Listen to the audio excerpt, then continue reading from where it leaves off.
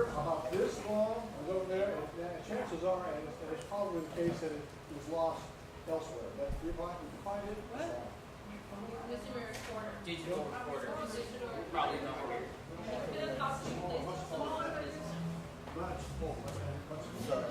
If you find it, great. You know?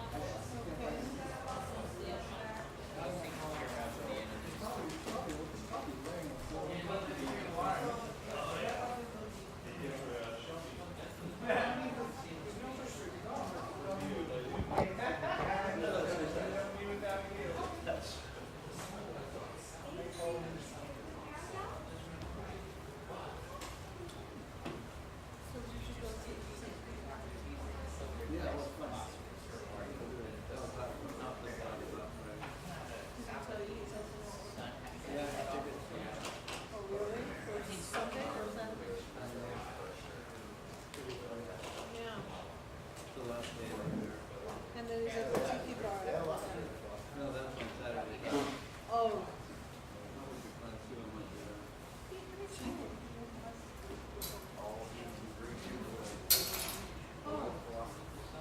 I didn't see it. Okay. I don't know where my pen was.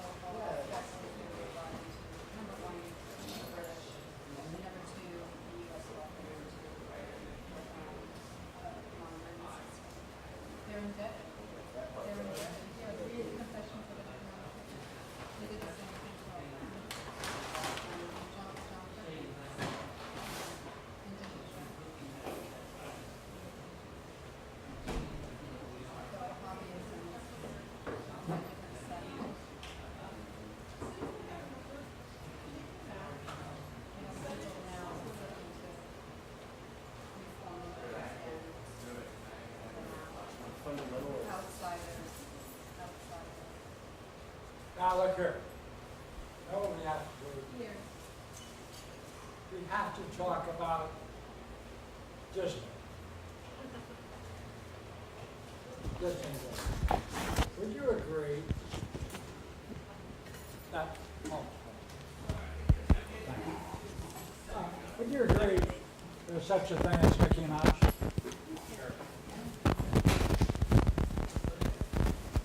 You can even buy his ears and wear his ears on your head. Yeah, you pay way too much for those ears. Right? Cost more than a good book on Plato. Would you agree he has an image? Wow, he has a mode of existence. By the way, you can speak about him. He can be said to reflect upon himself. How so? Well, he knows darn well that he's different than Minnie Mouse.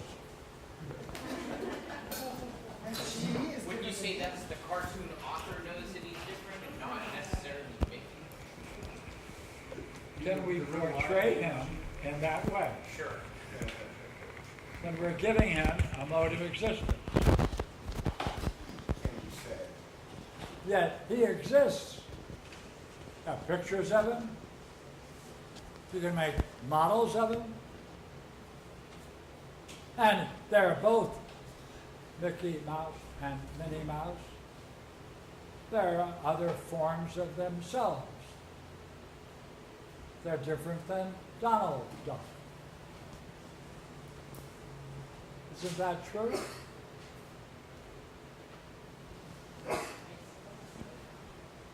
Right? Oh, Pierre, I met a woman once whose job was to watch the media and make sure Mickey Mouse was not bad-mouthed. So her job was to keep his reputation up in the public media. Therefore, he has a mode of existence. They want to protect him. An image to protect, yeah. Yeah, public image, yeah. Right. Important. Hey, that's the sixth hypothesis. Oh,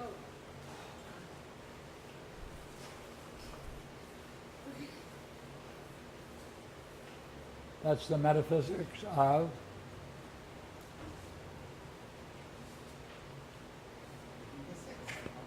We can't hear you. We can't hear you. Trump. Oh, he said the fifth one always switches to. he said Trump. I know. Yeah, it's a secret. It's a secret.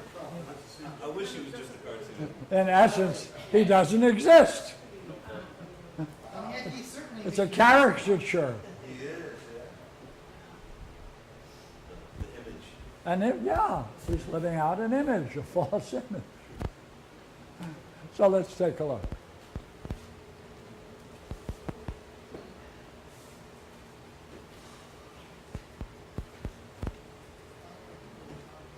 The sixth hypothesis argues what must be the result if the one is not. We can speak about the non-existence of things.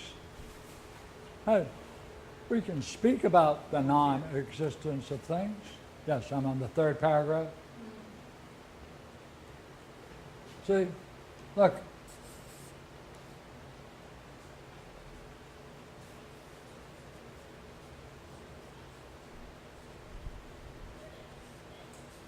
We can speak of the non-existence of things. We can even know them, like Mickey Mouse. If the one is not, then it's reasonable that this must belong to the self. Well, he has a very distinct self-image. It's a fiction. We can talk about it. We can make distinctions. We can even sell models of it.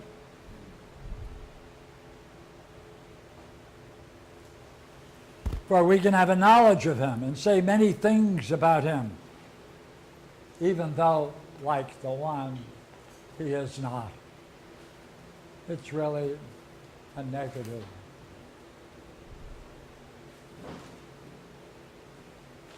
Parmenides argues that the self too shares inertia, though it does not, strictly speaking, exist. And we can add that we can assign Mickey Mouse the ability to reflect upon himself.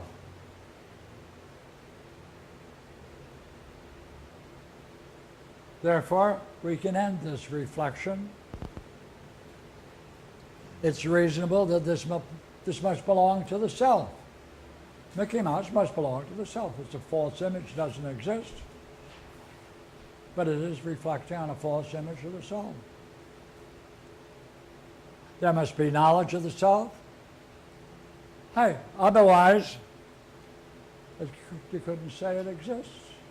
So there is a class of things that have non-existence, which you can talk about, relate to, fight over. That's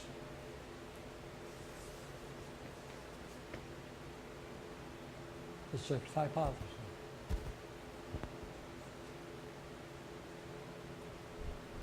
Therefore, what's going on in the seventh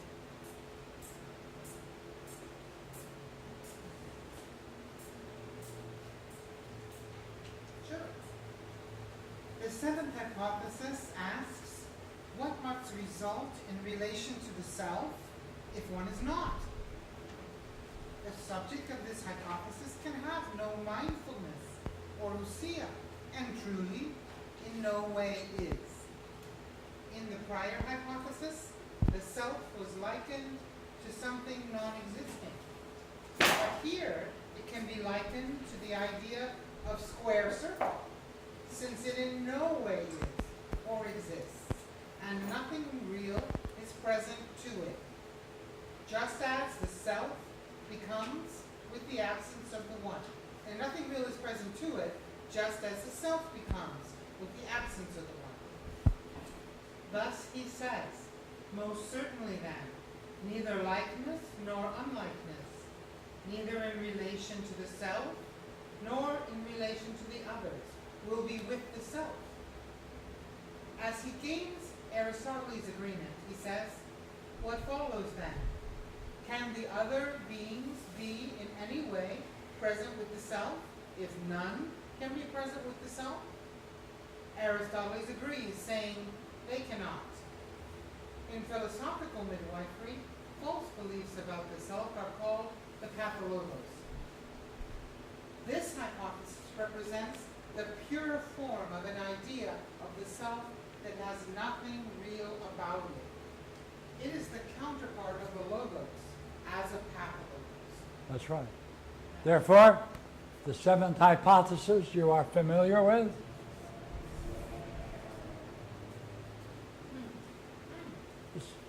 It's a pathologos. Yeah.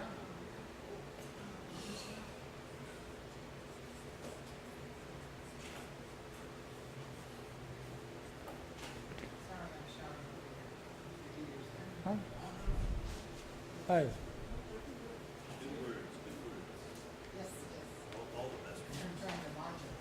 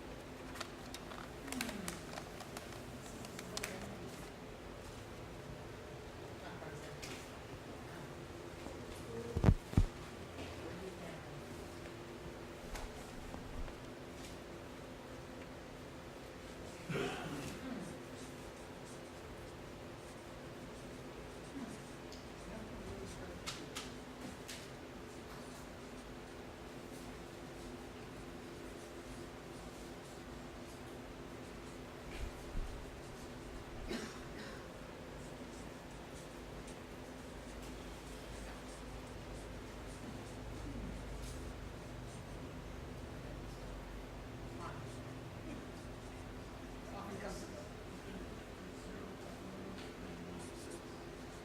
no, there's six is there's nothing real in the self. Wow.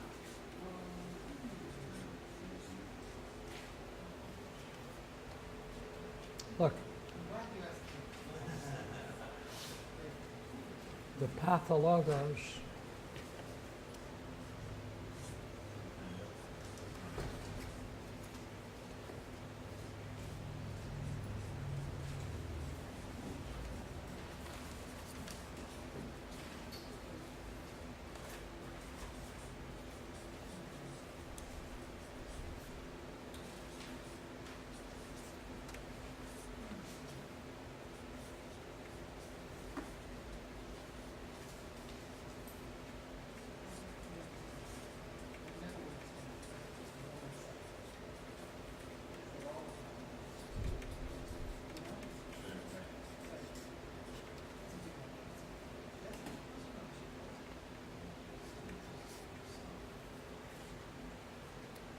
there are two kinds of learning. The pathologos is an unsuspected false belief of the self that has been learned.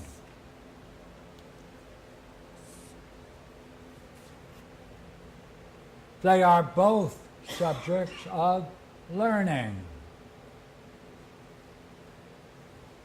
There's a continuity going on. while they're opposites, it's possible to go from one to the other.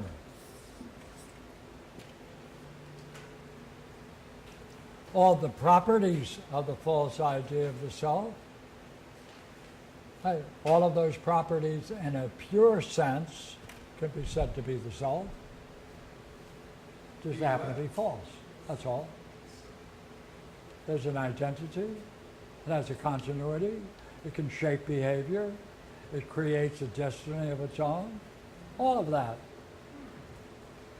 It's therefore, this is not a problem between good and evil. They're both learned. So therefore, in the seventh hypothesis, he's focusing on this.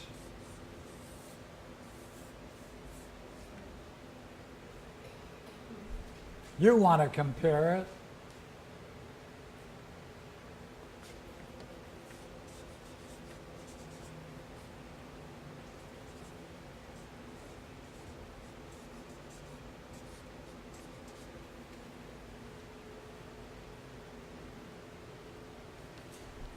Because as the self then is capable through its own logos to be the means through which all behavior then is functioning properly, so in the seventh, that's the way the pathologos functions, just like it does with the pure logos, except it's false. Both are learned. Therefore, a study of these two together becomes important to understand what's going on in philosophical midwifery.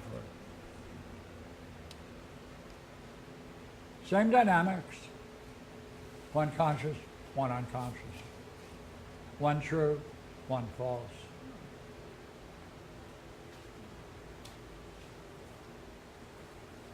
Eight.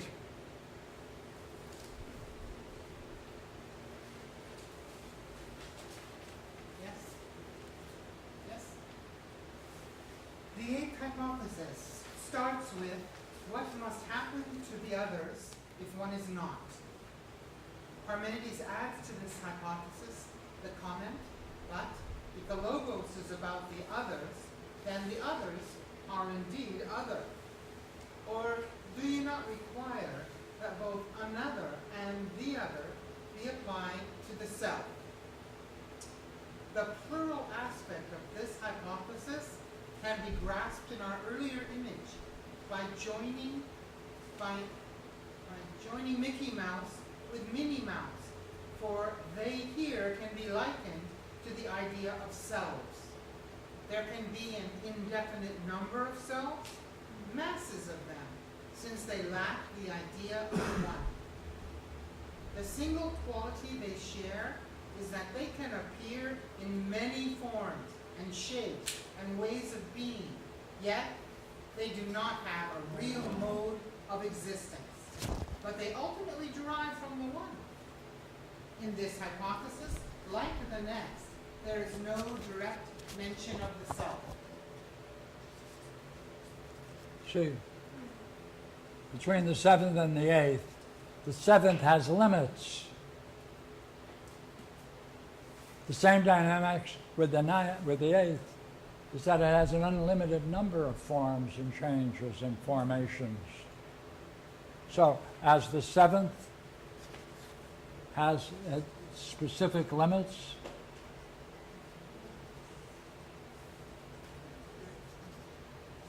so too the eighth has a vast, unlimited manyness. And therefore can multiply itself invariably in all possible forms and shapes.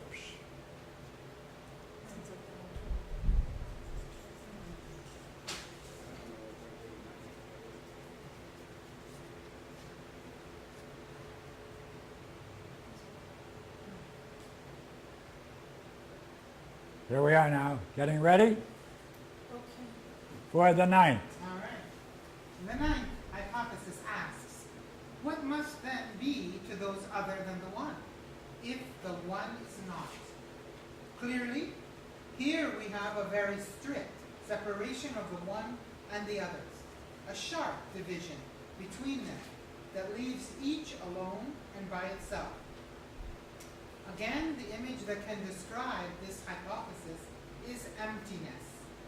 For without the one, there would be nothing, not even others. He says, for if none of them, alone or the selves, are one, then all of them are nothing, so that neither can many exist. He goes back to the fifth, and he says, hey, you know what the fifth is like? There's the fifth. By the way, say this does not exist. Now you have this. So the denial of the fifth's existence is the ninth. Interesting.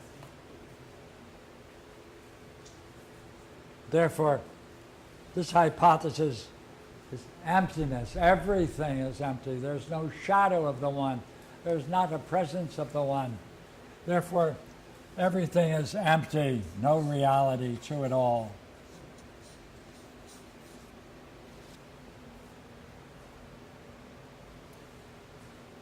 The image that can describe this hypothesis is emptiness. Without the one, there would be nothing, not even others. For if none of them, that is to say, the selves, are one, then all are nothing, so that neither can the many exist. And therefore, the conclusion is, you can't even talk about the many that exist.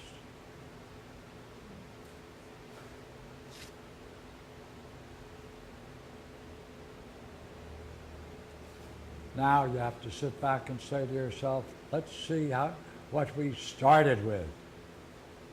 We started with Socrates' puzzle and Aristotle's rejection of the first. And now the reflection comes in. The final conclusion of Parmenides' hypotheses is a grand summary, and it includes the self. He says, now then, let this be affirmed by you and me, and we may add this also, that if one is or is not, then as it is likely, both in relation to the self and in relation to the others, and also in relation to themselves and to each other, that all exists in every way, and also all do not exist in every way, and appear to be, and also do not appear to be. That's the formal ending of the Parmenides. He pulls together all of the preceding hypotheses in that grand summary. Right? And therefore, if the one is not, then it's likely both in relation to the self and the others. So he goes back to the self and all others and makes the final conclusion. Now we reflect on it. Go I ahead. have no reflection. Fill that next paragraph. Next paragraph. Okay. That's much easier. Reading the Parmenides in this way, we can understand how Parmenides dealt with Socrates' puzzle with the ideas of self. In a similar way, in the first hypothesis, Parmenides dealt with Aristotle's rejection of the idea of self by bringing him along the way of the logos of the dialectic. The rethinking of these dialogues with an emphasis upon the self connects Platonic thought firmly to the tradition of the Delphic oracles, know thyself. And in so doing, it revitalizes and shows the universal concern for the self as the most profound object of study. That's the rebuttal, right? That's the betrayal. So when we come back, we're going to now get into the dialogue itself. But with the time that you have, I'm sure you're going to memorize the mere 100 pages. Okay. Thank you, guys. You mean this dialogue or the one that's published? The philosopher, yes, the one you have in your hand.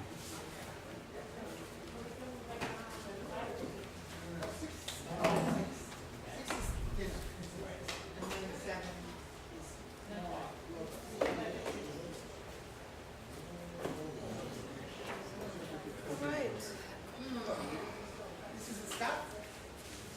Here's to the south. Here's the south. So what was the final time we were coming back? 6 for dinner. Okay. 7 for talk. So we'll have dinner at 6. We begin our talk at 7. That's where we go. Okay.